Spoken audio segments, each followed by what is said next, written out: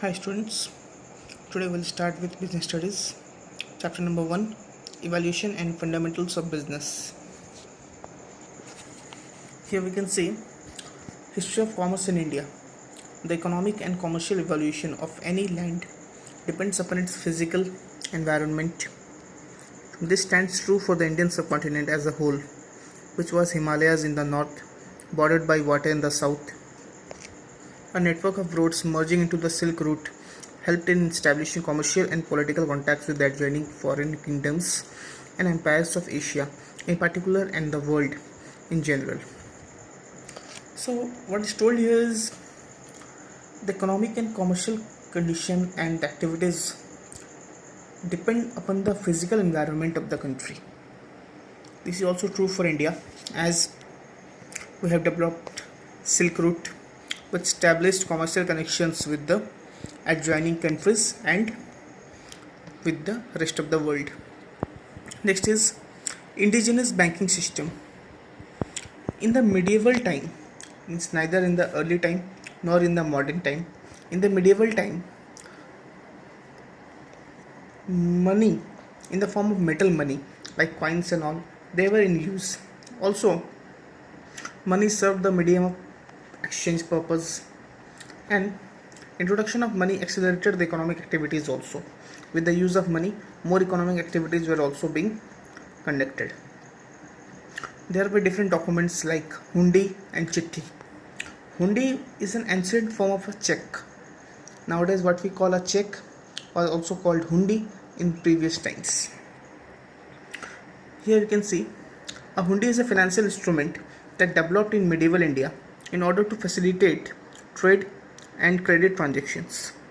They were used as remittance instruments to transfer funds from one place to another, as credit instruments to borrow money, and also for trade transactions as bill of exchange. So hundi served three purposes. They were used as remittance instruments to transfer funds from one place to another, a credit instrument to borrow money, and for trade transactions like bill of exchanges. The Reserve Bank of India describes the hundi as an unconditional order in writing made by a person directing another to pay a certain sum of money to a named person in the order. So what does it mean? A hundi is a unconditional order in writing made by a person. Any person who signs the hundi or makes the hundi is unconditionally making an order in writing that he or she will be paying a certain sum of money to some person or to the holder of the hundi after a period of certain time. That can be 1 month, 3 months, 6 months, 1 year, whatever. But this hundi don't have any legal status, as they are not covered under the Negotiable Instruments Act 1881. These hundis nowadays have no legal status. Also, there were different types of hundis. They are Dhani Jog Hundi, Sah Jog Hundi, Firman Jog Hundi, Dekhankar Jog Hundi, Zokhami Hundi, and Jawabi Hundi. These all have different meanings. Dhani Jog Hundi means the owner of the hundi or the holder will be transferable by mere delivery. Dhani Jog Hundi is just like the person who is the owner of the hundi will be paid the amount. Sahajog Hundi is a transfer between one trader to another trader. Saha is the respectable person, and Sahajog Hundi is transfer of money or remittance from one trader to another trader or one merchant to another merchant. Farman Jog Hundi, this is an order to pay a certain amount to the person whose name is written on the hundi.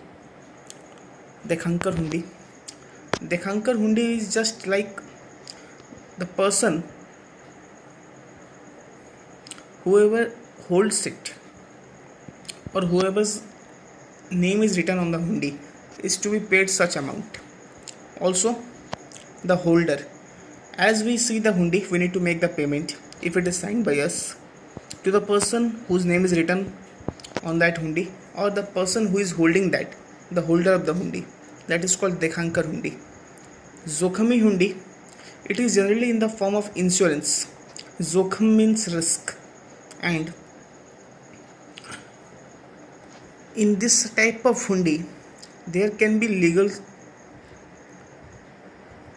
conditions that if in case the amount is not paid of non-acceptance by the payer, the drawer can make a case or legal suit against the person who is going to make the payment. Next is Jawabi Hundi. Jawabi Hundi is also made for transferring funds or money from one place to another through a bank or some sort of a bank if it is present.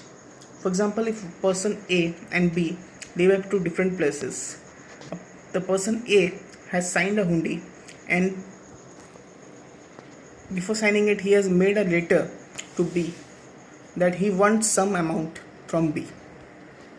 Now B is going to pay the amount, so B will show that letter or give that letter to the bank at his place, and the bank will transfer the funds to the bank or the branch that the bank has at A's place, and in this way A will get the money from the bank at his place. This is some sort of a Jawabi Hundi. Next is rise of intermediaries. Intermediaries played a prominent role in promotion of trade. They provided considerable financial security to the manufacturers by assessing responsibility for the risk involved, especially in foreign trade. It comprised commission agents, brokers, and distributors both for wholesale and retail goods. An expanding trade brought in huge amounts of silver bullion into Asia, and large share of that bullion gravitated towards India. So intermediaries are those people, those who can influence trade, those who help in promotion of trade. They help the manufacturers by providing them financial services, providing them finance. Also, they act as commission agents, brokers, distributors for wholesale and retail goods. In this way, the intermediaries have a lot to do for the promotion of trade. Next is transport. Transport by land and water was popular in ancient times. Trade was maintained by both land and sea. Roads as a means of communication had assumed key importance in the entire process of growth